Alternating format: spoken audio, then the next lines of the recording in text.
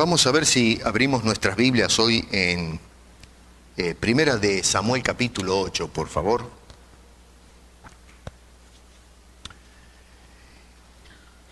Es un capítulo un poquito largo.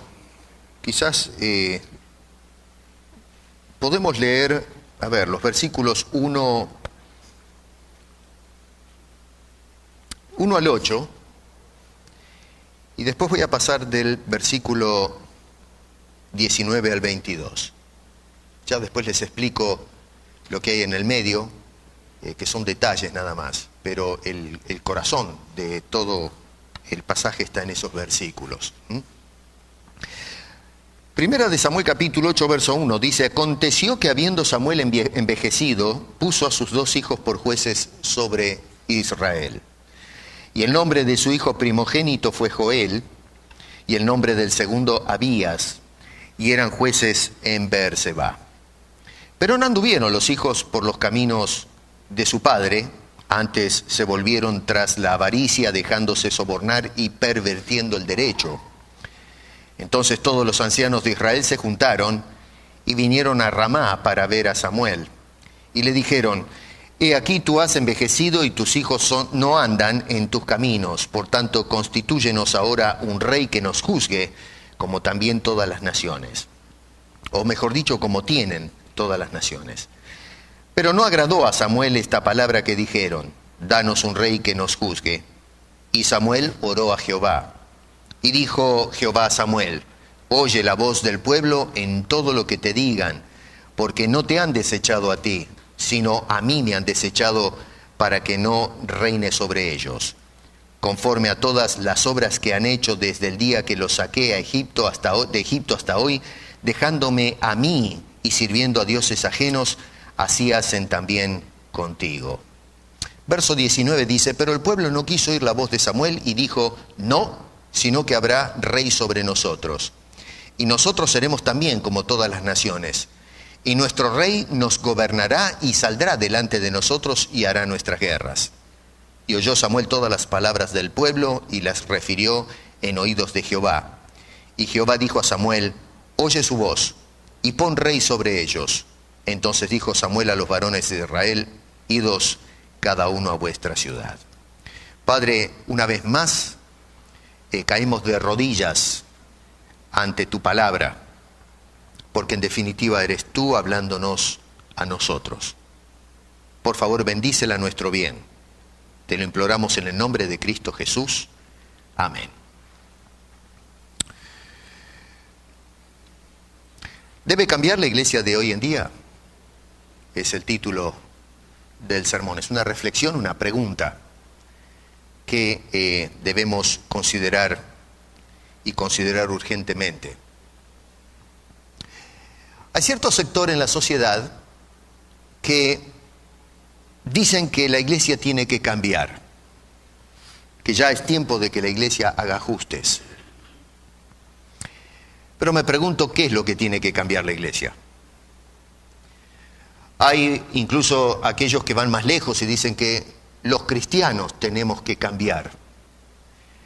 Pero la pregunta otra vez es la misma: ¿qué es lo que tenemos que cambiar los cristianos de esta época o de esta temporada? Dicen que se necesita una iglesia nueva, que se necesita una iglesia más vigorizada, una iglesia actualizada, moderna, una que se ajuste a las circunstancias, una iglesia que esté más a tono con los cambios y transformaciones sociales que se dan en el siglo XXI. Eso, claro, es lo que dice la gente que ve la iglesia desde afuera, el entorno social en el que estamos insertados en esta etapa que nos toca vivir. De dentro también sucede un fenómeno que reclama cambios. No es la excepción. Tenemos al nuevo movimiento apostólico, los nuevos profetas del siglo XX y el siglo XXI que sugieren e incluyen ya, por supuesto, cambios radicales en la iglesia. Nos hemos movido de, por ejemplo, la autoridad y centralidad de la palabra de Dios en asuntos de fe a el tema de las experiencias que ahora son las que rigen o las que tienen autoridad, le prestamos más atención a las emociones y cosas por el estilo. Hoy día se abraza un sensacionalismo casi enfermizo dentro de la iglesia contemporánea que ha desplazado la autoridad del consejo divino. Algunos se han movido, lamentablemente, de la pulcritud y de la reverencia cuando nos conducimos en el templo a una actitud de libertinaje, de euforia colectiva que ha perdido las riendas, a tal punto que en la actualidad se pone más atención a los bailes y todo tipo de placeres extraños que se están dando dentro de la iglesia. Es decir, la gente procura, más satisfacer los placeres sensoriales que la devoción santa a la persona de Dios. De una vida de sacrificio abnegado, de pasión por las cosas de Dios, una vida en la que nosotros cargamos la cruz de Cristo para ser un discípulo del Señor, nos hemos movido a una manera de vivir que satisface los placeres, estamos más interesados en adquirir cosas materiales, en obtener prosperidad social y cosas, en fin, por el estilo. Podría, por supuesto, extenderme en la lista de cosas que están cambiando dentro de la iglesia y que dichos cambios están siendo estimulados por individuos que están ahora ya no fuera, sino personas que están dentro de la iglesia y que son los militantes que sugieren e imponen estos cambios transformantes. La iglesia de hoy es una iglesia en proceso de cambios. No es la misma iglesia que teníamos hace más o menos unas 3 o 4 décadas atrás. Estamos viviendo en un fenómeno de transición de algo que ya consideramos obsoleto, de algo que estimamos que tiene que ser transformado a la fuerza. Tenemos una iglesia más abierta, una iglesia pluralista, una iglesia de orden ecuménico, una iglesia más inclusiva que le da entrada a todos y a todo dentro de sus filas. Todavía no llegamos, Estamos hablando de transición, no dicen de qué hemos llegado, sino que vamos en el proceso. Por eso es que estamos haciendo esos ajustes para hacer o construir una iglesia más, habituada a los cambios sociales que vivimos en la actualidad. Cambios. ¿Pero qué tipo de cambios? El capítulo 8 que tenemos acá delante nuestro es muy interesante. Y vamos a mirar algunas cosas que cuando meditaba en esto me llamó la atención, porque digo, pero parece mentira que estamos volviendo a repetir la historia. Estamos en un periodo de cambios importantes en Israel, en este capítulo 8.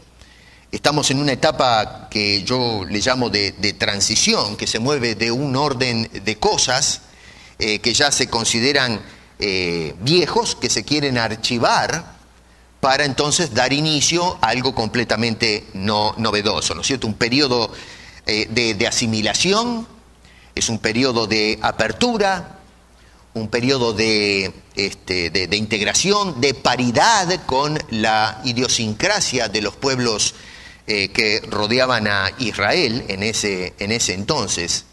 Es decir, que prácticamente lo que se quiere es emparejar la sociedad de Israel en los tiempos de Samuel con las costumbres y hábitos que tenían las otras naciones que nada tenían que ver con Dios. En esta sección hay 2 declaraciones que considero son preocupantes. Verso 5 dice, constitúyenos, escuche bien, en este versículo solamente hay 2 cosas terribles. Dice, constitúyenos ahora un rey que nos juzgue. Ya ahí hay para pensar mucho. Y luego en la segunda parte del versículo dice, como tienen todas las naciones. Y luego en el verso 20 dice, y seremos también como todas las naciones. Ahora, esta es una postura que yo estimo preocupante porque ante todo se trata de gente que ya no quieren ser diferentes al resto de las naciones. ahora quieren ser como las naciones, cuando en realidad lo que Dios quería era hacer del pueblo de Israel un pueblo peculiar, un pueblo distinto, que de alguna forma la nación sea un testimonio al mundo para que puedan los demás contemplar los beneficios de estar centrados en la soberanía de Dios. Ellos pierden de vista este concepto y lo que quieren ahora es emparejarse, quieren igualarse con el resto de las naciones paganas, que por cierto eran justamente esas naciones paganas las que le hicieron la vida amarga al pueblo de Israel a través de la historia. En esta etapa están los filisteos y otros pueblos con los que se tuvieron que trazar. Y no solamente eso, pero eran naciones que inclusive maltrataban a sus propios habitantes. Las monarquías que estaban gobernando o rigiendo en esas sociedades eran sociedades abusivas, represivas. El que no se sometía a la autoridad del rey tenía que pagar severas consecuencias. Y era justamente, y eso es lo extraño, ¿no es cierto? Eso es lo que estas personas querían equiparar. Por el otro lado, el otro asunto serio, es que en lugar de que Dios los juzgue, como lo había hecho hasta el momento, quieren que un mortal pase a juzgarlo a ellos. Y esto es una cosa que para mí, francamente, no lo puedo entender. ¿Cómo pueden permutar la gloria de Dios por la gloria de un individuo? Hay mucho para hablar acerca de esto. Yo me detuve un poco a pensar y me preguntaba, bueno, ¿qué es lo que inspiró este tipo de sentimiento en Israel? Este sentimiento de cambio. ¿Qué es lo que estaba pasando acá con esta gente? ¿Por qué ellos quieren moverse desde un orden a otro totalmente diferente y más a tono con el resto del mundo, con el resto de las sociedades que estaban alrededor de Israel? ¿Qué es lo que inspiraba este tipo de actitud tan extraña o foránea a los planes de Dios? Hay dos cosas, por lo menos, que podemos ver acá. Y que en un sentido, hermanos queridos, creo que refleja la problemática que se está dando en la iglesia contemporánea y estas pretensiones de establecer cambios radicales en el movimiento evangélico del siglo XXI. La primera cosa que notamos, y eso lo vamos a ver en los versos 1 al 3, es el problema acá es el desplazamiento de la centralidad y soberanía de Dios para llenar entonces el vacío que se produce, esa vacancia, con un ministerio humano corrompido. Ministerios humanos corrompidos. Sacar, a ver si lo pongo de otra manera, es quitarle a Dios el lugar central y entonces ese espacio llenarlo con el apuntar personas en los ministerios que son corruptas.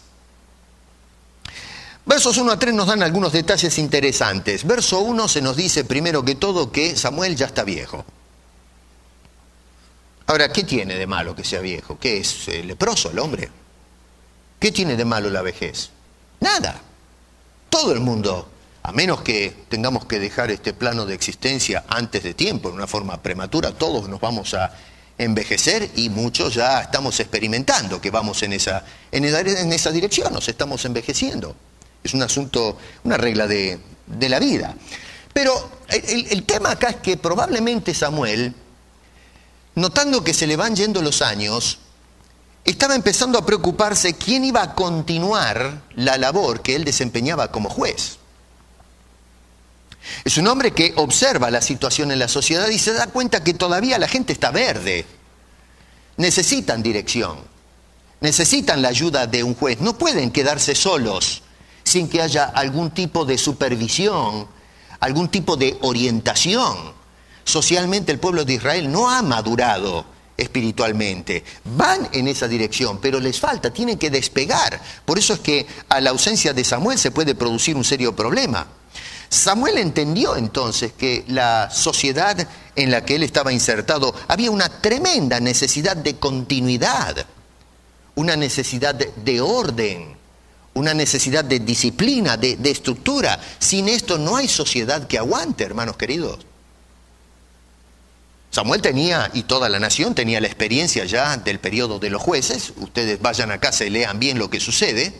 Tenemos a toda aquella generación de gente que mientras aparecía un juez, nos dicen los relatos bíblicos que iban fenómeno, pero cuando desaparecía el juez, perdían la orientación y entonces terminaban otra vez hundidos en la idolatría y el pecado y bajo la impudicia, la regencia de pueblos enemigos que se querían devorar a toda la sociedad judía. Así que es funesto, francamente, tener sociedades sin rumbos claros en materia espiritual. Es una sociedad organizada. La segunda cosa que notamos es que en los versículos, en la segunda parte del verso 1 y 2, decide apuntar al ministerio, y acá es donde empiezan los líos, a sus dos hijos. Verso 1 dice, puso a sus hijos por jueces sobre Israel, el nombre de su hijo primogénito, uno fue Joel, el otro es Abías, y fueron jueces en Bérseba. ¿Qué tiene de malo poner a trabajar a los hijos en este asunto? Bueno, nada, no tiene nada de malo poner a los hijos a trabajar en nuestras profesiones, pero en este caso específico el asunto cambia, porque no se trata de una profesión o cualquier trabajo. En los asuntos del cielo, en las cosas espirituales, no son los hombres los que disponen las funciones, sino Dios es el rector, Dios es el soberano, Dios es el que decide quién va a ejercer funciones. En este caso que estamos hablando, el caso de jueces en Israel. Cuando nosotros miramos la historia de la nación, vamos a caer en cuenta que fue Dios el que apuntó jueces en Israel, no fueron los hombres los que hicieron este trabajo. Gedeón fue un hombre que agarró bien la onda. En el libro de Jueces, en el capítulo 8, versos 22 y 23, dice estas palabras que son preciosas para mí, ¿no es cierto? Porque nos muestra un poco lo que hay adentro de la cabeza y el corazón de Gedeón. Esto fue antes del periodo de Samuel. Dice, y los israelitas dijeron a Gedeón, sé nuestro Señor, tú, y entonces observen, dice, y tu hijo, y tu nieto, o sea, algo generacional, pues que nos has librado de mano de Madián, es decir, nos convienes, tú y tu casa, de que seas nuestros jueces. Pero entonces dice, Gedeón respondió, no seré señor sobre vosotros, ni mi hijo os señoreará, Jehová señoreará sobre vosotros. ¿Se dan cuenta del asunto? ¿Cómo funciona? Cuando Gedeón vio un negocio fenómeno, él dijo, no señor, el que va a señorear sobre ustedes no voy a ser ni yo ni mi familia, va a ser Dios, debe ser Dios. Entonces Samuel, versículo 3, vio una necesidad, pero sin embargo Samuel comete el error de no ver a quién les estaba otorgando la responsabilidad de esa necesidad. Dice que estos dos individuos, dos sinvergüenzas, francamente, dice, se volcaron a la avaricia. ¿Y de qué manera? Dice, dejándose sobornar y pervirtiendo el derecho. ¿Qué quiere decir eso? Eran personas que se entregaron al dinero. Si le sacamos toda la cáscara al asunto, lo que está diciendo eran personas que amaban el dinero.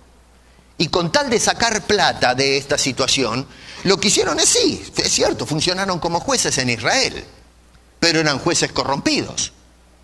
No estaban interesados en el bienestar del pueblo de Dios. Estaban interesados en sacar ventaja mientras ejercían la función divina de ser jueces en Israel. Y entonces lo que hacían era purgar al pueblo de sus bienes por un asunto de avaricia. Si Samuel hubiese consultado con Dios antes de dar este paso tan importante, como lo hizo eventualmente cuando los príncipes de Israel, nos dicen los versos que siguen, le fueron a pedir que pusiese rey. Samuel entonces lo que hizo cuando en el verso 6, fíjense ustedes que inmediatamente fue a consultar con Dios. Así que por un lado hizo bien cuando consultó con Dios en lo tocante al rey, pero en lo tocante a ser jueces en Israel, él se olvidó de esta parte importante de consultar con Dios. Y si él hubiese consultado con Dios, Dios hubiese encontrado a Samuel que jamás hubiese aprobado a estos dos sinvergüenzas para ser jueces en Israel, porque Dios conoce el corazón del hombre. Dios conoce dónde está su corazón, dónde está su tesoro. dónde están sus intenciones, si realmente hay un interés sincero por la salud de las almas o si realmente están interesados simplemente en sacarle la savia a la gente, sacarle el dinero. Jamás de los jamases Dios hubiese apuntado a los dos hijos de Samuel, dos atorrantes, dos sinvergüenzas, dos ladrones, para ser jueces en Israel. Hubiese buscado a cualquier otra persona. Así que, si Samuel hubiese consultado con Dios, tal vez Dios le hubiese dicho, espérate un poquito, déjame ese negocio a mí, tú preocúpate de terminar el trabajo, yo voy a encargarme de la continuidad. Y como lo hizo en toda la etapa de los jueces, hubiese levantado a alguna persona para que ocupe ese lugar. Llámese juez, rey, lo que usted quiera. Históricamente después se levanta un rey, David, ¿no es cierto?, que va a suplantar a Saúl, que hizo un gobierno desastroso, francamente, en materia espiritual. Eso es tema para otro día. Bueno, hace 2000 años atrás, Jesucristo conversaba con los discípulos. Y él les dijo, eso lo registra Mateo en su Evangelio, en el capítulo 9, versos 37 y 38. Jesús dijo, a la verdad la mies es mucha, ¿se acuerdan de ese pasaje? Mas los obreros pocos. Rogad, pues, al Señor de la mies, que envíe obreros a la mies. Noten que lo que Jesús está apuntando acá es que hay una tremenda desproporción entre la mies y los obreros que están dispuestos para trabajar y cubrir la necesidad para atender a esa mies. Hoy, ni hablemos, la desproporción es mucho mayor, ¿no es cierto? Vivimos desde el punto de vista demográfico o estadístico, hay mucha más gente en el mundo que la que vivía en los tiempos del Señor Jesucristo y más exactamente en las tierras bíblicas. Eso es indiscutible. Y hoy día despertamos a la realidad de que la mies es mucho más grande. No estoy diciendo con esto que Jesús se radicalizaba solamente a su época, estoy seguro que estaba hablando de la mies a través de toda la historia. Y hoy, bueno, sabemos que hay un montón de gente en este mundo y que hay una tremenda necesidad de enviar obreros a la mies. Por lo tanto, la iglesia lo que está haciendo es eso. Está enviando obreros a la mies. Está enviando obreros al campo misionero, está enviando obreros a plantar iglesias, está enviando obreros a mantener iglesias. Y saben una cosa, es allí justamente donde radica el primer error gravísimo que está cometiendo la iglesia cristiana: enviar obreros a la mies. El Señor Jesucristo no dijo que enviemos obreros a la mies. Jesucristo dijo, doblen las rodillas y rueguen a Dios para que Dios envíe obreros a la mies. Porque el problema es que cuando nosotros los hombres enviamos obreros a la mies, la embarramos. Le estamos quitando el lugar que le corresponde a Dios.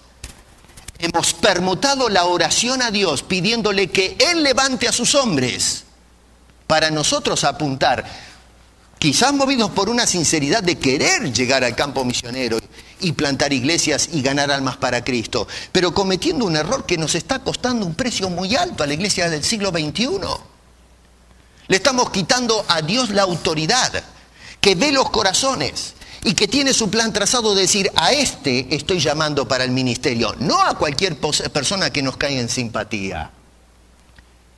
En el libro de Hechos, en el capítulo 13, Lucas escribe esta etapa histórica tan preciosa de la iglesia de las primeras décadas, y dice, por ejemplo, en el versículo 1, había entonces en la iglesia que estaba en Antioquía profetas y maestros, y entonces en la lista de hombres dice Bernabé, Simón el que se llama Níger, Lucio de Cirene, Manaén el que se había criado junto con Herodes el tetrarca, y Saulo. Y dice que estaban todos ministrando estos al Señor y ayunando. Y noten que mientras hacían esto, mientras servían a Dios, dice, dijo el Espíritu Santo, apartadme a Bernabé y a Saulo para la obra a la que los he llamado. Entonces, habiendo ayunado y orado, les impusieron las manos y los despidieron. Y así dice el pasaje bíblico diciendo que enviados por el Espíritu Santo descendieron a Seleucia. ¿A qué quiero apuntar con esto? Noten ustedes que en la iglesia primitiva no fueron la gente de Antioquía los que dijeron, vamos a mandar a Saulo, vamos a mandar a Silas, ¿qué les parece? Sí, cómo no, la verdad que Saulo es un teólogo, yo creo que buen tipo, vamos a mandarlo a este. No, señor, Todos estaban ministrando y fue el Espíritu de Dios que dijo, apártenme a estos dos, a ellos los necesito para cierta tarea. Cuando nosotros leemos las cartas de Pablo, la mayoría de ellas, las introduce diciendo, yo Pablo, apóstol de Jesucristo, por la voluntad de Dios, no la voluntad de la iglesia o la voluntad de los hombres, ni siquiera mi propia voluntad, que decidí de un día para el otro ser un seguidor de Cristo. Que estas dos personas hayan llegado a ser jueces en Israel fue la voluntad de Samuel. No fue la voluntad de Dios. Hay una cantidad enorme de líderes hoy que comercian con las almas que se congregan hoy en la iglesia contemporánea. Y se preocupan por las almas no por interés en la salud espiritual de las almas, sino que están llenando sus iglesias solamente porque tienen interés en el dinero de esas almas. Y lo triste es que esto no está menguando, está creciendo cada vez más. Las iglesias apuntan nuevos maestros, nuevos pastores, ahora con estos títulos de apóstoles y profetas, y que lo único que hacen es constantemente pedirle el dinero a la gente. No interesa si usted es un buen creyente o no. Lo que le interesa es que usted venga a la iglesia con la billetera o la tarjeta de crédito para dejar su alma a los pies del altar, vendiendo su alma por precio a estos señores, estos jueces, estos individuos que se nos han metido dentro de la iglesia. Y muchos están contentos con este cambio, con esta nueva tendencia que se está dando dentro de la iglesia contemporánea.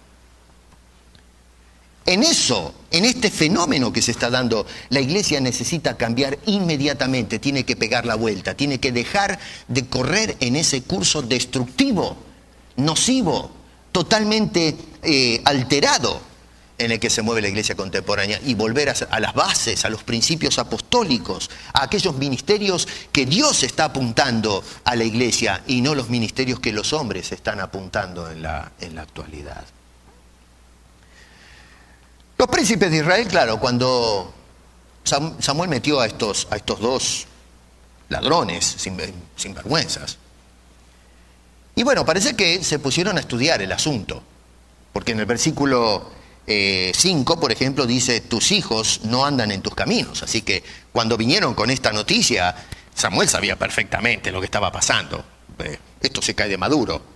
Pero esto nos da la pauta de que los príncipes sin duda tuvieron sus reuniones en algún lugar y dijeron, bueno muchachos, a ver, ¿qué hacemos con esto? La cosa no puede seguir así. Tenemos dos sinvergüenzas que están asaltando al pueblo, son unos estafadores, se venden por precio, perturban el derecho, incluso y por encima de todo el derecho de Dios, ¿no es cierto? Así que dijeron, tenemos que hacer algo, hay que ponerle fin, hay que hacer un cambio. Y tenían razón, hay que cambiar las cosas, no puede seguir en la forma en que están yendo. Así que lo llaman entonces a Samuel, nos dice el versículo 4 que los ancianos de Israel se juntaron y vinieron a Ramá para ver a Samuel y tratar este asunto. Hay que hacer cambios, hay que cambiar la dirección en la que está yendo el pueblo. Pero el problema entonces no es que ellos se dieron cuenta que hay una necesidad de cambiar lo que está pasando en este momento. El error está en que ellos fallaron en el tipo de cambio que van a sugerir a Samuel. El cambio es bueno, pero ¿qué tipo de cambio? ¿En qué dirección nos estamos moviendo? Entonces estas personas vienen a este anciano y dicen, bueno Samuel, acá hay que poner las barbas en remojo. Esto no puede seguir así, vamos mal. Y esto me lleva al segundo punto de la tesis. Ellos sugieren el cambio estableciendo una institución de carácter secular, no espiritual, que es la monarquía. Entonces en versículo 4 y 5 otra vez dice, entonces todos los ancianos de Israel se juntaron y vinieron a Ramá para ver a Samuel y le dijeron, he aquí tú has envejecido y tus hijos son unos pillos, dice, no andan en tus caminos, por tanto constitúyenos ahora un rey que nos juzgue como tienen todas las naciones. Noten, lo primero que me llama la atención a mí acá es que ellos no fomentan la anarquía, fomentan el orden. Ellos acá están respetando a Samuel. Ellos vienen a consultar con este hombre, así que no están tan desalineados, no vamos a ser injustos con esta gente. Sí, estaban errando en algunas cosas, pero todavía y con todo respetaban a Samuel. Estimaban todo el aporte que habían hecho como obrero de Dios durante todos estos años. Pero en este asunto está patinando y eso se lo marcaron. Le dijeron, Samuel, acá tenemos que hacer arreglo porque esto no va bien. Pero el asunto empieza acá. En lugar de pedirle a Samuel que vaya y consulte con Dios acerca de este fenómeno, ellos ya vinieron con el asunto resuelto. No vinieron a decirle a Samuel, ¿qué opinas acerca de este asunto? ¿Por qué no vas a consultar con Dios cómo resolvemos? Porque de esta forma no podemos seguir. No, ellos ya vinieron con el paquete.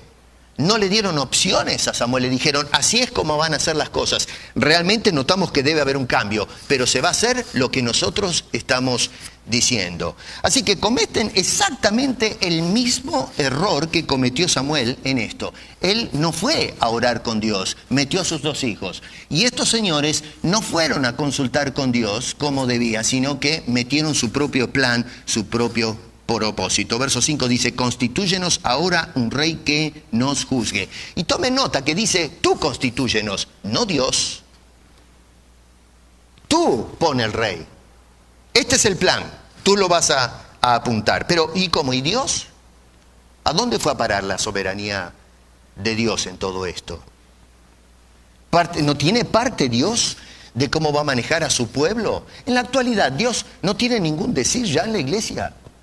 Que nosotros le robamos la corona y nosotros determinamos para dónde va la iglesia, cómo vamos a ministrar, cómo vamos a servir a Dios y cómo se va los cambios que vamos a introducir en la iglesia. ¿Qué papel juega Cristo en la iglesia contemporánea? ¿Dónde fue a parar la soberanía del Señor, cabeza de la iglesia?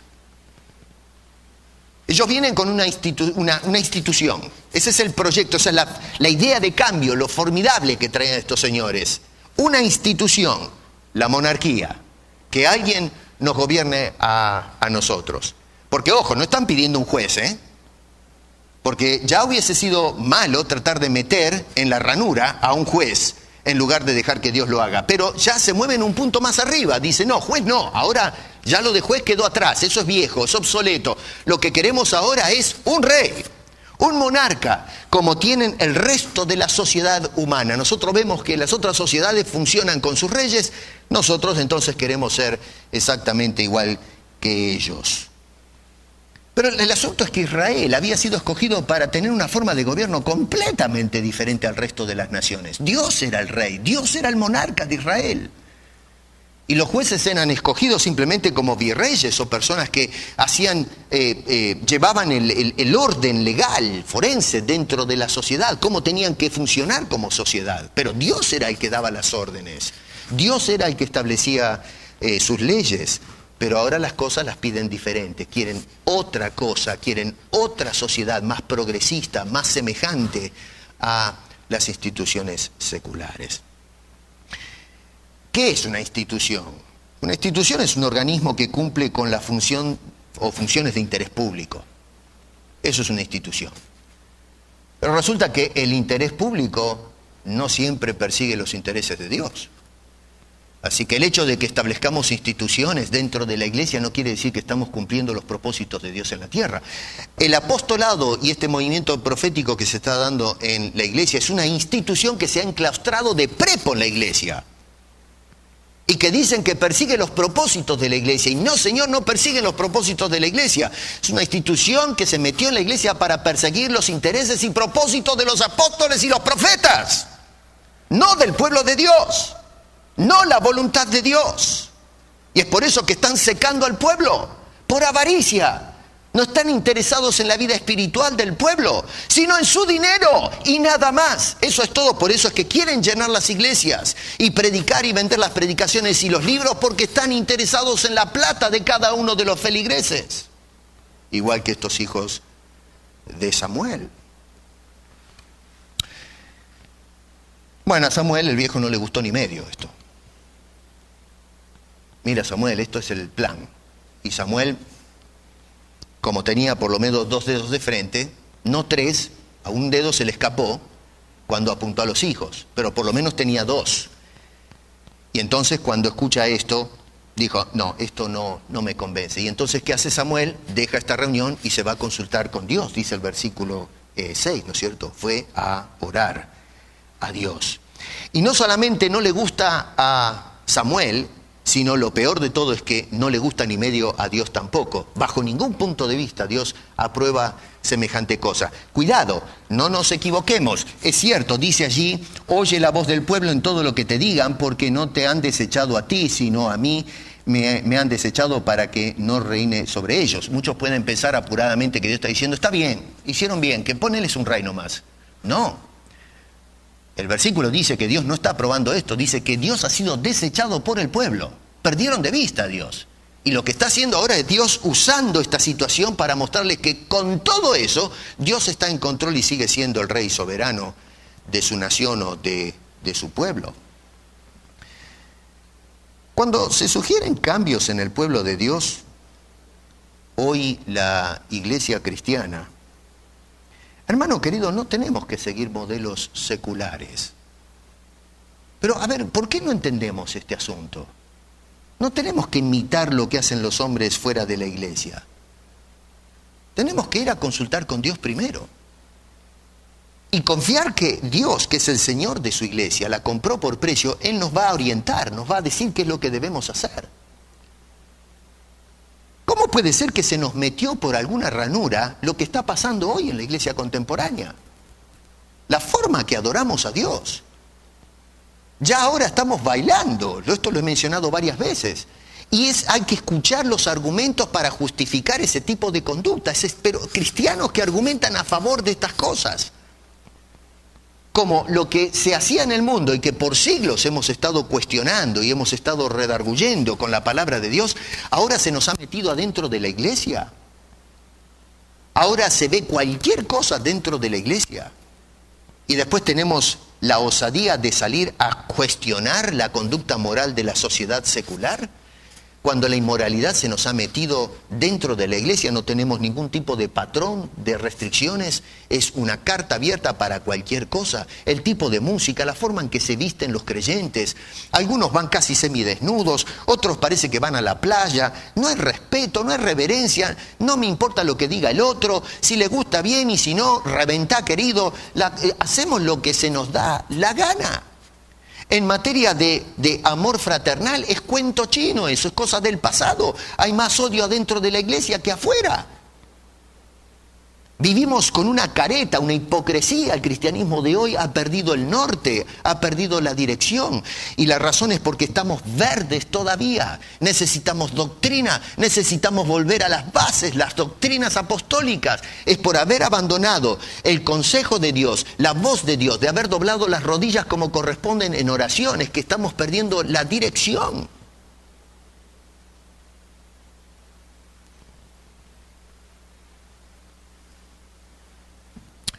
Por no hacerse esto, se cae en un error gravísimo, que en última instancia no desecha el status quo por el cambio y el progreso, sino que desechan, como dice ahí, a Dios mismo que estableció el antiguo orden de cosas. Ponte a pensar, cuando decimos que la iglesia tiene que cambiar, ¿quiere decir que Dios se equivocó? ¿Que la iglesia que Dios fundó tiene su tiempo ya y no sirve más? Vamos, viejo, a ver, estamos pensando como corresponde. ¿Quiere decir que 2000 años de sacrificio es nada? ¿Que los cristianos de la otra generación son viejos? Son saco viejo. La sociedad nos mira y nos juzga. Dice, ustedes los cristianos están viviendo en la época de la Edad Media. Cavernícolas, dinosaurios. Tenemos que evolucionar, tenemos que movernos hacia adelante. Quiere decir que el Dios que yo adoro es un Dios que es anticuado. Es un Dios que necesita ser bañado y limpiado y revestido. No, Señor. El mismo Dios que se manifestó ayer es el mismo Dios hoy y será el mismo Dios por el resto de la eternidad. No es la iglesia la que tiene que cambiar. Somos nosotros los que queremos cambiar la iglesia, los que tenemos que empezar a cambiar la manera de pensar. Es terrible cuando nosotros juzgamos los proyectos de Dios como algo que ha quedado fuera de moda. Y entonces ellos pretendieron marcar una distinción con el orden viejo, y sin embargo, esencialmente, dice Dios, esto se hacen los vivos, se creen que son una generación nueva, pero realmente no son nueva gente, es la misma gente del pasado. En el verso 8, miren, dice, conforme a todas las obras que han hecho desde el día que los saqué de Egipto hasta hoy, dejándome a mí, sirviendo a dioses ajenos, hacen también conmigo. Acá tenemos una generación que le dice a Samuel, mira muchacho, acá tenemos que cambiar. Nada de jueces ni cosas, ya tenemos el plan, tenemos que movernos hacia adelante. Queremos ser como el resto de la nación. Esto de que nos gobernaba jueces y cosas por el estilo, ya está, ya eso quedó atrás. Vamos a movernos al progreso y entonces vamos a tener un rey como el resto de las naciones. Y sin embargo, aunque ellos pensaban que eran progresistas, sin embargo, en esencia era la misma gente dura, caprichosa, tenaz, que los que habían salido de Egipto. No crecieron, no evolucionaron, era la misma cosa en sustancia. Dice, conforme a las obras que han hecho desde el día que los saqué de Egipto, siguen siendo la misma dureza, la misma gente en el presente.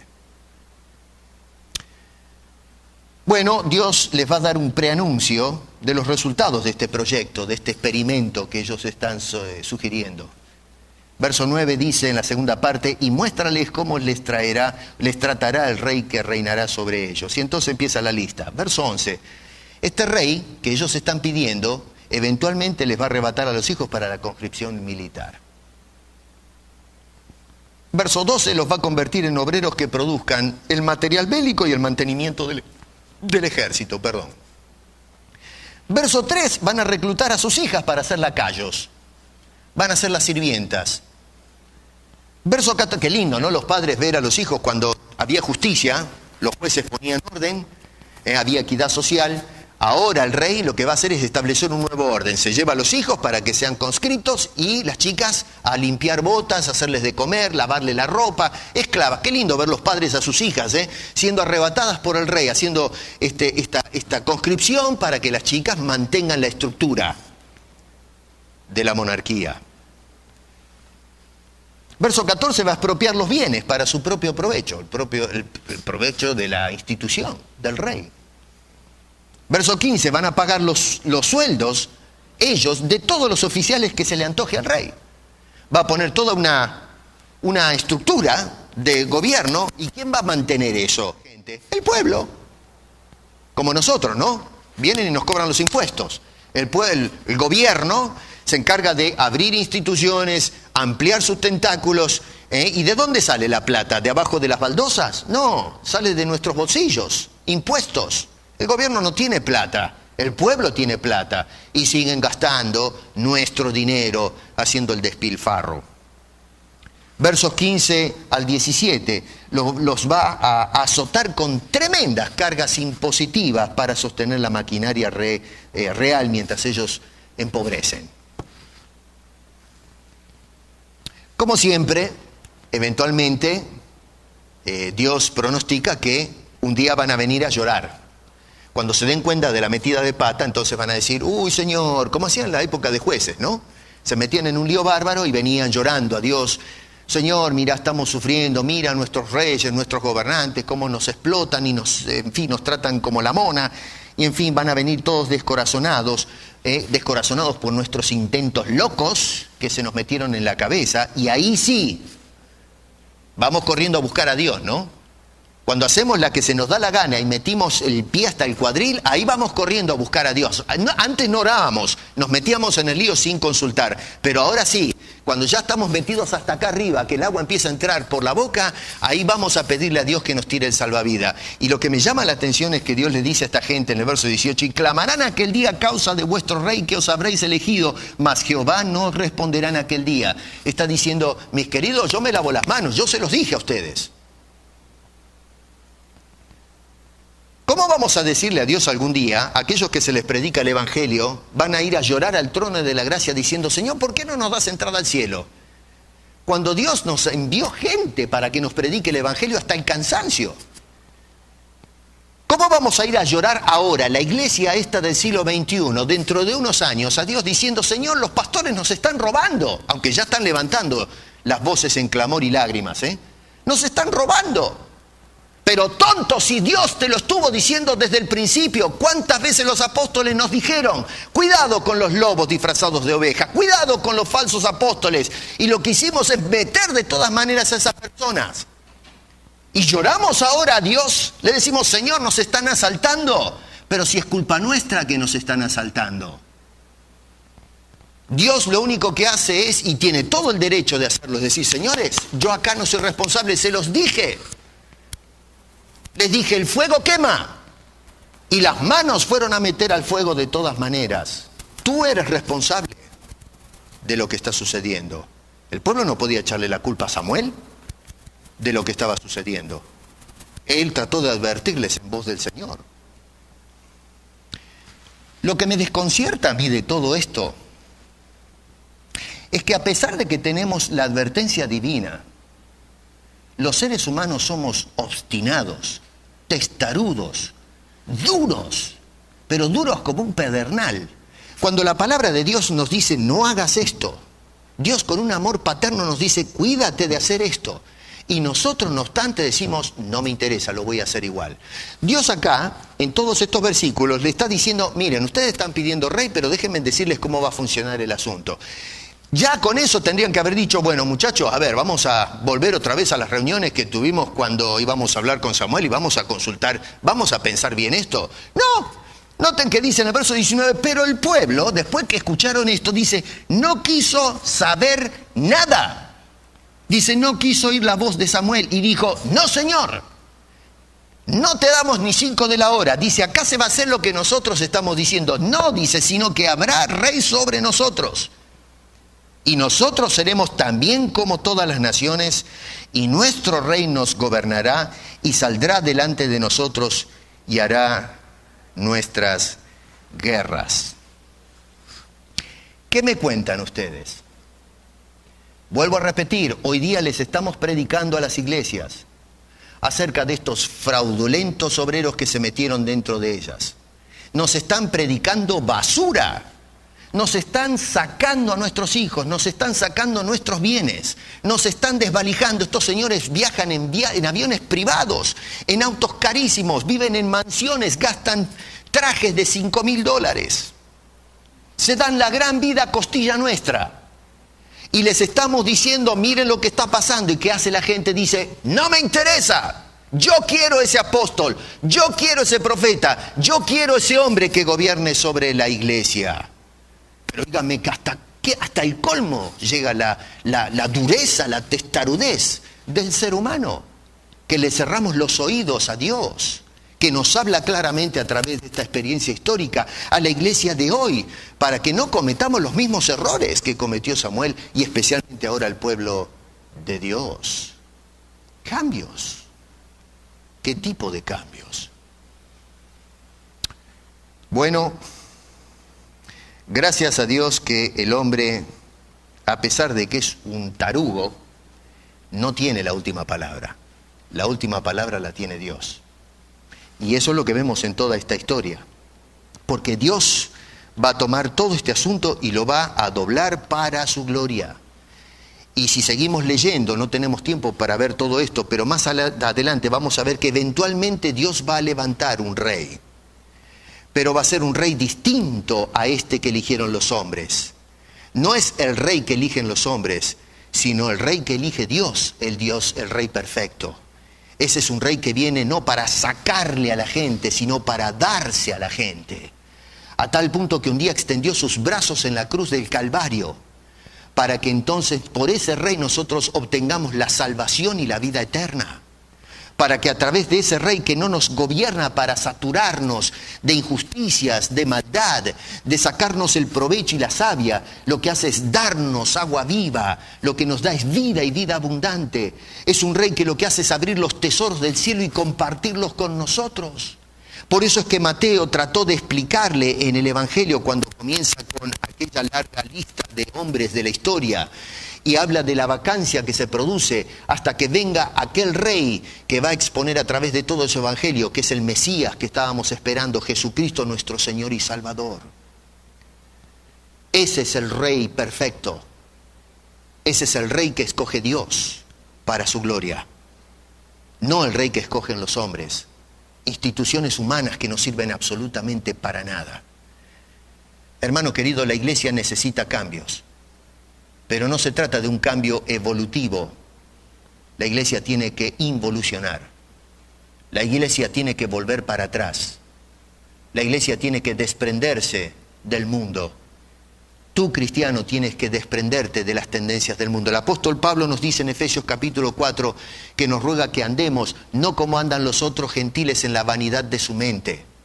Quiere que nuestro andar sea distinto, que nuestros cambios sean los cambios divinos en nosotros, que no seamos como el resto de la sociedad, como decían estas personas, queremos ser como el resto de las naciones, sino que Dios quiere que seamos una nación peculiar, diferente, que tu esposo seas distinto, que tu mujer seas diferente, que tu hogar sea diferente a los demás, ustedes hijos que sean diferentes a los demás hijos, que seamos un pueblo perfecto, precioso, santificado en la sangre de Cristo Jesús, la esposa del Rey, para su gloria y honra. La gente reclama cambios en la iglesia. Y yo digo, sí, necesitamos cambios, pero no los cambios que sugieren ellos. Tenemos que volver a las bases. Tenemos que volver a Cristo. Tenemos que volver a la cruz. Y con corazones arrepentidos y golpeándonos el pecho, decir, Señor, perdónanos. Porque en lugar de orar, hemos apuntado instituciones dentro de la iglesia que la han desprestigiado. Y yo soy responsable también de ese fallo. El pueblo de Israel fue responsable del error garrafal histórico que cometieron al haber apuntado a Saúl, y lo pagaron con un precio muy alto. Gracias que Dios después arregló las cosas, levantó un David, de quien eventualmente vendría el rey que tenía planeado para este mundo, que es Cristo Jesús, el rey delante de quien se doblará toda rodilla en el día que Dios ha escogido. A ese rey, señores, debemos doblar nuestras rodillas. A ese rey debemos someternos. Es el rey que ha puesto Dios, que ha levantado Dios para su gloria, y es el rey que nos conviene a nosotros. Expulsemos la lacra, la basura, la mugre que hay dentro de la iglesia. Purguemos la iglesia de una vez. Saquemos corriendo a estos falsos pretendientes, hombres que fueron apuntados por hombres, y doblemos las rodillas y oremos para que Dios levante obreros según su voluntad, para ser enviados a la mies, y que esas almas puedan recibir el tónico de la salvación que es dada a través de su Hijo Jesucristo y para su santa gloria. Quiera Dios que abramos los oídos y aprendamos de las experiencias, de los errores del pasado, y no caigamos en ese vicio nefasto de seguir haciendo lo que esos hombres hicieron, desechar la soberanía de Dios y su gracia sobre sus vidas. Padre, te rogamos, Padre, te imploramos en el nombre de Cristo Jesús, que tomes el control de la iglesia.